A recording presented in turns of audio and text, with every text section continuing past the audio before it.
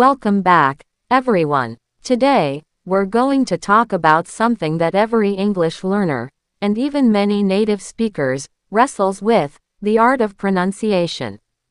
Have you ever been in a conversation where you knew exactly what word you wanted to say, you knew the spelling, but the moment it left your mouth, the other person gave you that look of slight confusion?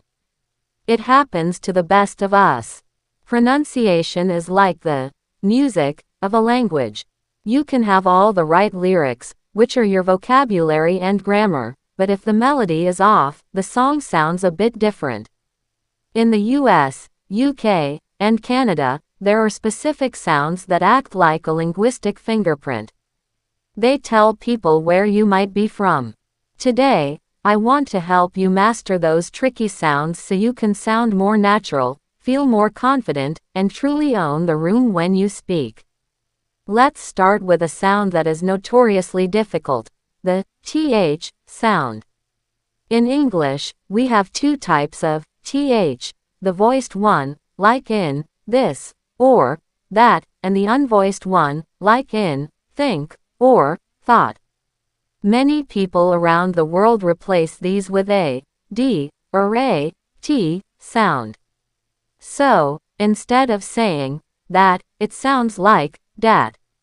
Or instead of, think, it sounds like, tink. To fix this, you have to be brave with your tongue.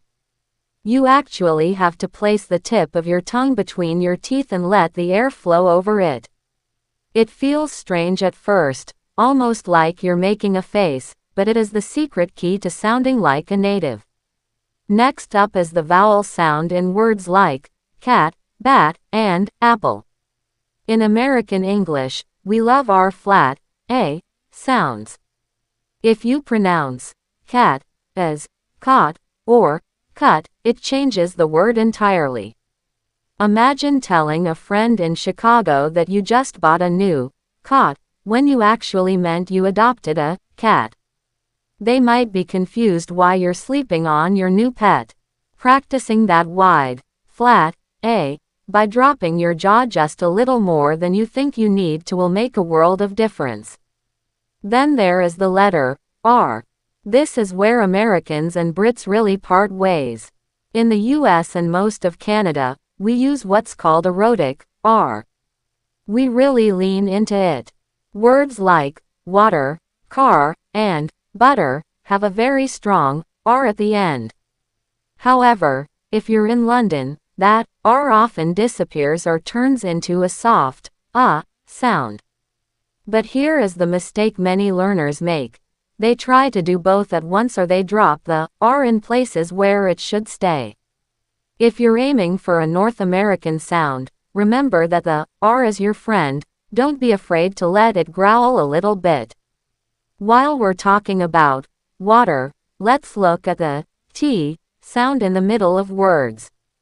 This is a classic Americanism.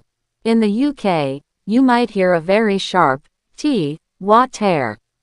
But in the US and Canada, when a T is between two vowels, it often turns into a fast D sound. We say water. We say better, like bedder. We say computer, like computer. If you pronounce these with a very sharp, crisp T, you will sound very formal or very British. To sound more like a local in New York or Toronto, try softening that T into a quick D. Now, let's talk about word stress. This is a silent killer of clear communication.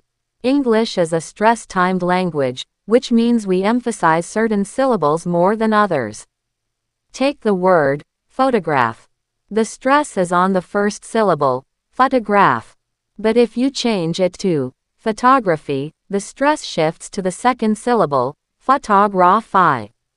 If you put the stress in the wrong place, even if you pronounce every letter perfectly, a native speaker might struggle to understand you. It's like hearing a familiar song played with the wrong rhythm. Another tricky one is the schwa sound. It's the most common sound in the English language, yet it doesn't have its own letter. It's that soft sound you hear in the first syllable of about or the last syllable of sofa.